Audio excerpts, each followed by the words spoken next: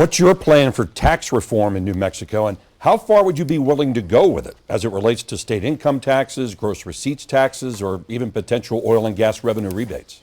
Doug Turner, you are first. So this is an issue I've been talking about since I got into this race. New Mexico is the highest tax state in our region. We have a 6% personal income tax. Colorado's 3%, Arizona's 2.5%, Texas is 0%. You know, at the very least, we need to work to have parity so we can be competitive with our surrounding states, say 3%. I think that's something that can happen over a number of years, but I think it's a reasonable target. I also think that, you know, our gross receipts tax are the most regressive tax that we have in our system. I think over a period of years, we ought to be eliminating gross receipts tax. It's complicated because it adversely impacts small communities, but you know, recently we were ranked one of the eighth highest tax burden state in the United States. If our goal is to attract new businesses, to promote small business growth, we must address our onerous tax system. I haven't found one person throughout the state who tells me, please raise our taxes. There is everyone Time wants is up. lower taxes. Thank you. Mr. Rodriguez, you're next. I've been very adamant about how far I'll go with taxes.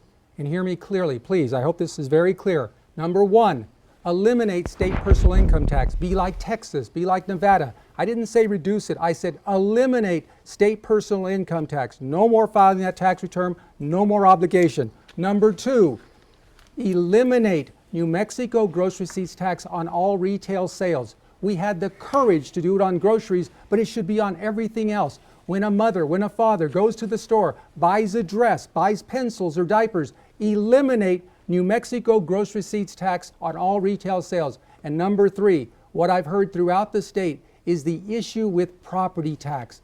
Reduce the state's portion of property tax. It is silly. We need to simply fix our tax code, put the money back into taxpayers' families' pockets, and eliminate those taxes immediately. Greg Hull, you are next. Thank you.